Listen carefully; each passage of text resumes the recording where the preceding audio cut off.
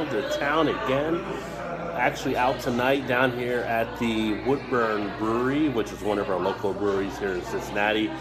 Got a little flight of beers here. Had a little time in between before I get back to the house later, and we launched the Beer Flow show at 9:15. Just thought I'd check in and share some of the beers I'm actually having.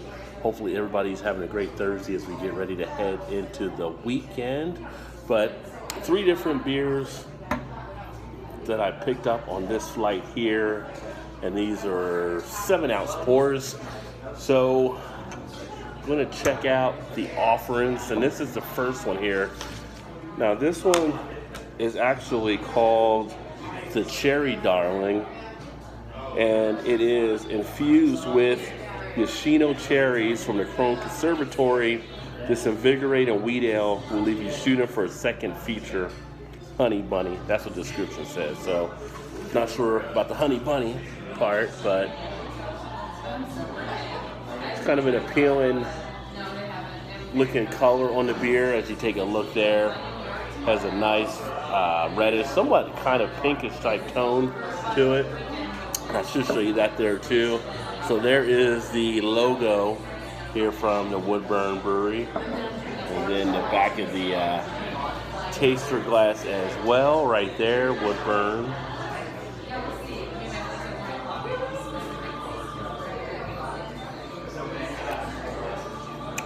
Do pick up a nice cherry feel on the beer. Good amount of a little bit of tartness there as well. Nice pop of flavor. A little bit of acidity in the beer itself. You can really feel it nicely in the cheek area. Hopefully you guys can also hear me coming in okay too. You can really feel it sitting right in here nicely. A little bit of a carbonation, but not overly carbonated. On the aroma, it didn't come through as much as I thought it would for the cherry aroma. I thought it'd be a little bit stronger than it actually is, so it's a little bit more muted there.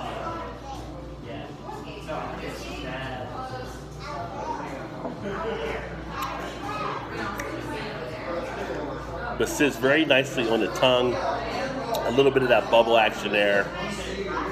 Definitely a nice fruit appeal to it. And really does come through on the cherry notes, so to speak. Not very heavy. No scratches or anything like that. I mean, it's not like you're dealing with a pale ale or anything like that. So there's no bitterness in play or anything along those lines.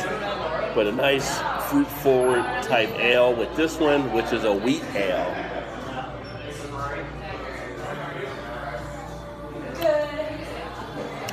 Doesn't really do a lot for me to move the needle on this one. It's decent enough to have a nice little break in the routine and enjoying a beer like this. Having a nice little cherry type beer, a little bit of a tartness here on a nice warmer type day. I think right now we're probably down to about 80 or so. But a nice one to close out the summer with. And again, this is the Cherry Darling from down here at Woodburn. Decent enough on this one that I would probably give this here a 3.5 out of 5. Doesn't, like I said, doesn't really make it too big on it, but very decent. Gives you what you expect. I would like to have more cherry flavor, but no, it's decent enough for what it is. Cheers, Thrash. Thanks for stopping in, brother. Cheers, Alex, the Beer Master. Hope you guys are feeling well tonight. And cheers, Drunken One. I told him he was mistaken. Hopefully you guys are enjoying some brews there as well. Taking a little break in between some stuff before I do the live show tonight at 9:15 for the Beer Flow show. But this one I was mentioning is actually called Cherry Darling, and it's actually a wheat ale infused with Yoshino cherries from one of our local conservatories here. Oh, Whiskey Scout's watching too. All right, Whiskey Scout, cheers, brother. The beer tastes like nothing I've had before, right? Beer tastes like nothing I've had before. But I'll give that one a 3.5 out of 5 on that one there. Let me see. Yeah, one arm available. You're right. So the next one I'm actually going to get into is, let me look on my sheet here. It's the chocolate raspberry porter. And I've got to remember which one is what, because they don't like have a board. Hey Vanessa, how you doing? They don't have a board where everything written down, so he told me up there, but then by the time I got to the table, I moved some stuff around. This is not it. This is going to be the third one. You can tell from the aroma very easily what that is.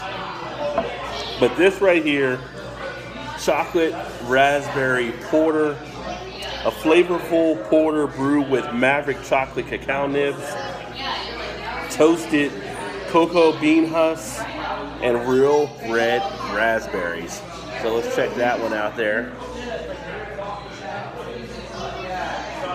Not getting too much off the aroma. I would like to get a little bit more of that. I would thought that the raspberry or the chocolate notes would come out a little bit more than they actually do. But not picking up too much from that one.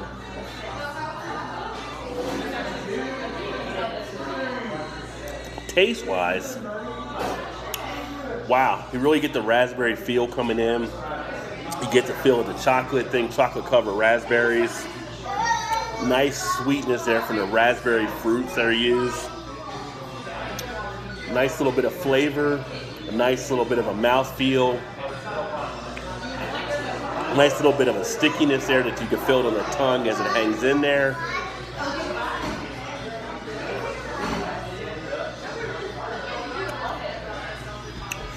Does taste a little bit like a Robitussin. You put some tussin on it. It does feel like a little bit of a medicine-y feel. And I'm going to slide down because I keep missing people. I'm actually not on Wi-Fi as I'm doing this on Mobcam. So the chat isn't all coming in at one point, then everybody shows up at one point. Thrash says, is this a 6th flight, Rajay? No, this is actually just a 3 flight of 7 ounces on this first one here. Whiskey Scout says, what's up, having a Prairie Artisanal Ale American Farmhouse Ale? I like it. Prairie does some good stuff, Whiskey. I do like some Prairie Ales that I've had out there. Some people complain about how pricey they are, but you get really good stuff from Prairie. So, well worth the pickup if you happen to see them. We got Chris in the house. Eastwind Farm says, yo, Rick James. So that's a little inside thing there we did one time on his show. Whiskey Scout with some jambalaya. Yeah, that would definitely work. Drunken One says hello to Eastwind. And Eastwind says back to D1. But a very nice one if you like chocolate-covered type fruits, things like that, chocolate-covered raspberries. This one actually comes through there. The finish with the medicine type feel, almost like a cough syrup type feel, like I said, Robitussin. Not really huge on that part of it, but you feel it nicely in the mouth, you feel it nicely in the throat. Carbonation sits nicely on it. Mr. Fulton's in the house, says today's his 20th gold birthday. Well, happy birthday, my friend. The duration of the flavor does linger nicely. It's not very heavy of a beer, kind of a medium body. This one actually is 5.7 ABV. I didn't say earlier, but the Cherry Darling was 5% ABV on that one. So, sessionable beers, so to speak.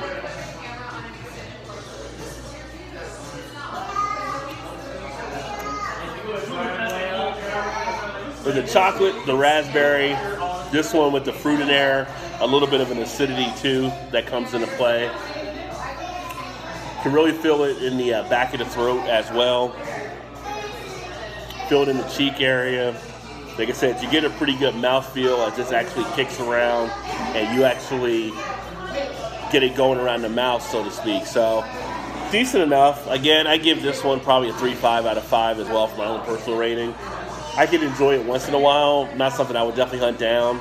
That's something I would actually have all the time. But to break up the routine, something a little bit different, a little bit more fancier. Oh, and what's everybody else drinking out there? I know you other guys are drinking some stuff. And we will be doing the Beer Flow show at 9:15 tonight as well. So this is just kind of something I'm out and about. A little bit of time out here, actually. Got about another 20 or so minutes. Pick up the wife, head back to the house. Going to kick back, and then we'll do the show later.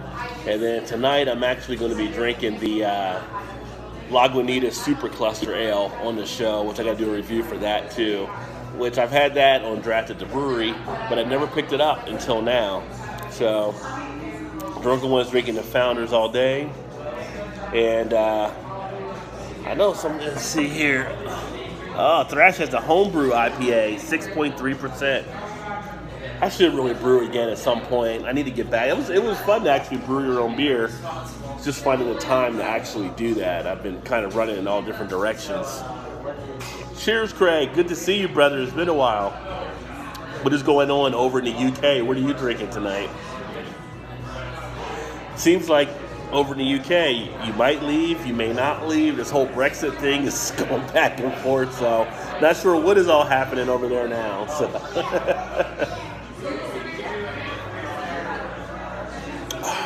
All right. So that is the second one there. Cheers, Todd. What's going on, brother? Todd will be on tonight when we do the Beer Flow show. The third one of the flight that I'm going to drink here is the Chocolate Mint Stout. So this is actually the Creamy Imperial Oatmeal Stout, which features dark chocolate bitterness and a hint of peppermint sweetness. A Girl Scout cookie in a glass, is what they say. So let's check this one out. This one comes in 9.3% ABV. So this is the bigger one of the three thus far. Whiskey Scout, about to switch up to Dogfish Head and a Grateful Dead American Beauty Pale Ale. Nice. I still need to try that one. I have not picked that up yet. Seen it numerous times, but just have not went out and gotten it. I do want to try it at some point, so I just got to get it down and finally just do it. So there's just so many beers out there. It's hard to stay up on everything, to get everything, to pick up everything. We've got more beer releases taking place this week at a couple of the breweries here. It's just so many beers out there. But anyway, let's check that baby out right there.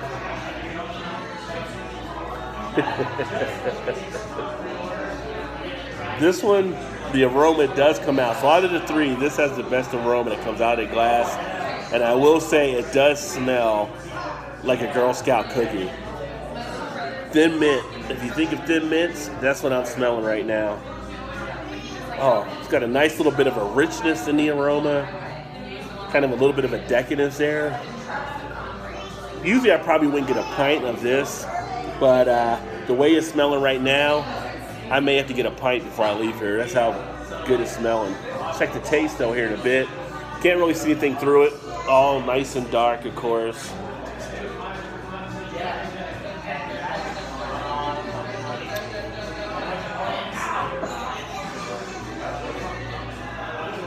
That baby's smooth. It is smooth. Smooth as can be. Velvety feel in the texture. Goes down the throat easily. Now this one is shown with a 50 IBU. You cannot tell this is a 50 IBU beer. Just goes down nicely on the finish. You get that chocolate, you get that mint, you get a nice sweetness, you get a decadence again in the taste as well. And it does feel like kind of a Girl Scout cookie. If I had Girl Scout Thin Mints right now, I'd be pairing this one up with it. That's how good this one actually tastes. Just a nice flow to it. Doesn't feel heavy, although you know it's got some heaviness to it. It just doesn't feel heavy about it at all. Let me see here. So Big Boy Cheesy Toes off of Twitch says, just wondering what is your opinion on the recent controversy with Joe Marver? I'm not actually familiar with Joe Marver. What kind of controversy is taking place in there as well with that situation? Oh, JT's in the house. JT Davis, welcome. Just checked into the Marriott in Elvira, Ohio. It's been a while since I've seen you, JT. Hopefully things are well. Hoping to get back up to Chicago at some point, and if I do, and you're there still, we'll get out and catch some more beers together. So I may have to check that one out. And this one is really good. Very smooth. That chocolate really sits with you nicely, that you get a nice duration of that flavor. Always looking forward, James, always looking forward. Again, with this one, you have a little bit of a stickiness really in place there with the cheeks. It really sits in there nicely as far as the flavor being held. As I'm sitting here not drinking, I'm still pulling the flavor out as I go through it, which makes it really nice, really decent. Definitely a nice one to actually kick back and enjoy. This is easily my favorite thus far of the three that I've actually had here so far. James, on my way to the Finger Lakes region. Where's the Finger Lakes region at? Sounds like you're going to be having a great weekend wherever it is, though.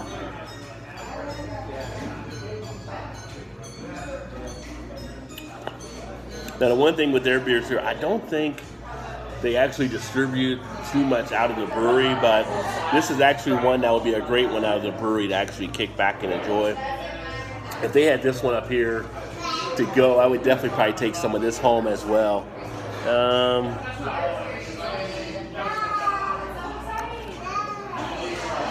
As far as a rating on this one here, this one is actually,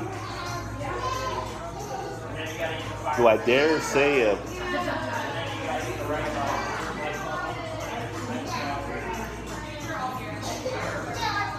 we give this one a 4.5 out of 5. I can really sit back and enjoy this. Even though I wouldn't drink a lot of this in its succession because of all the sweetness, to actually have it and sit back and enjoy it for a period of time, it's definitely very solid. I would definitely have this once in a while for sure. You got to be a little bit of a mint fan to really enjoy this one, but if you do like this, if you do like the thin mints, then this is a great one. I do have upcoming, I haven't done it yet, but I've got the thin mint from, the thick mint from Sierra Nevada that I have a review coming out on that as well. So I'm going to actually have that upcoming, and I'm wondering how that'll compare to what this one is. But this one is very solid. So this is the third one that I got here. I'm going to go ahead and get ready to shut it down, because I'm probably going to grab something else before I head out. And then back at 9:15 Eastern on the YouTube channel, be live, ready to rock and roll with Beer Flow. Kind of set the table, get in the groove a little bit.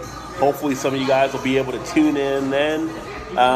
Craig, right now I am actually using the MobCam app. So this is MobCam that you can do through MobCrush. This is the one that I told Paul about, PA Brew News, who does his through it now. A couple other guys, and if anybody's interested to find out more about this one, just leave me a comment in the comment section. I'll shoot you a link that'll get you right in to set it up as well. But you can actually stream live right now simultaneously over various threads. So right now, some of you guys are coming on YouTube, some are coming on Twitch, some are on Facebook. I'm actually streaming on all of those right now, plus the main Mix, I think, is the main program it has here, and then also Twitter. So it's kind of cool that you can actually do everything across them all. And if you're on YouTube, and if you're under 1,000 subscribers, you can still use this app now, and this will live stream for you to YouTube. So it gets by to being under 1,000 to be able to live stream. So that makes it nice for people that want to do the live stream and they don't have the full 1,000 people yet. But any questions on it, let me know. You could also let me know when we do the show later on. And I'm going to jump off here. Whiskey Scout, thanks, brother, for jumping in. He's jumping off. Really enjoyed it. Well, thank you, sir. We'll get into more beers tonight. We'll talk some of the other stuff. You know, Todd brought up a thing earlier that I actually forgot about. Like, we never talked really about when Avery went under Mahou San Miguel earlier this year. They bought a good stake in them, and of course they actually bought some of Founders. So now Founders and Avery are kind of like sister companies or sister breweries, so to speak, under that umbrella. We've had the platform buyout with AB and Bev and what's going on there, and them not buying Craft Beer Alliance. So we'll get into some of that stuff tonight, and of course we'll have some of the other fun. So if you guys have any questions on beer around then, just feel free to fire away. That all being said, I'm going to jump off. I look forward to catching you guys later. Keep drinking those good craft beers. Remember, there's always time